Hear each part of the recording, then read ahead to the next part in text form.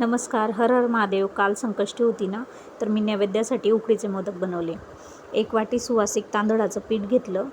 त्याच वाटीने मी दूध 1 वाटी घेतलं आणि ते पातेल्यात घातलं.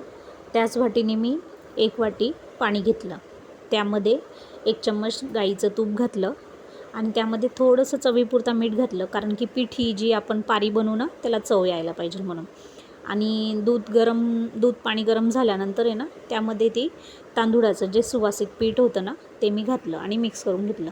इकडे मी बाजूला खोबरं, ओलं नारळ आहे ना, मिक्सरला फिरून घेतलं आणि कढईमध्ये थोडं तूप घालून ओलं नारळ टाकलं. त्याच्यानंतर गूळ टाकला आणि चांगलं परतून घेतलं कोरडं होईपर्यंत. त्यामध्ये जायफळ पूड आणि विलायची पूड टाकली होती आणि इकडे 10 मिनटं वाफ काढल्यानंतर आहे ना, पीठ बाजूला काढून घेतलं आणि चांगलं तूप लावून मळून घेतलं. खरं म्हटलं ना, चांगलं तूप लावून मळलं ना पीठ, त्यातच मोदक चांगला बनतो आणि पारीही चांगली लाटली जाते, तुटत नाही. आणि छान पारी लाटून घेतली मी. त्यामध्ये हे सारण गार करून भरलं आणि 1 बोट आतमध्ये, 2 बोटं बाहेर, अंगठा आणि मधलं बोट बाहेर आणि 1 नंबरचं बोट आतमध्ये असं टाकून कड्या पाळून घेतल्या.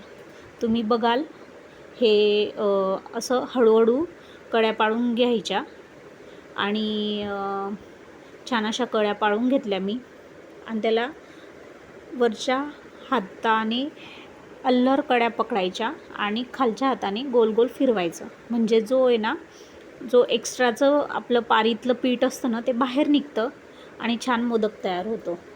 मोदक छान बनवून घेतले सगळे आणि पाणी उकळायला ठेवलं, चाळणी ठेवली, त्यावर तूप लावलं.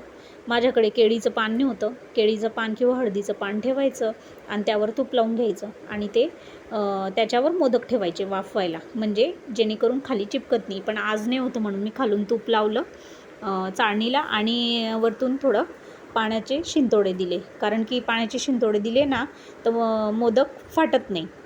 आणि मस्त केसर लावून घेतलं.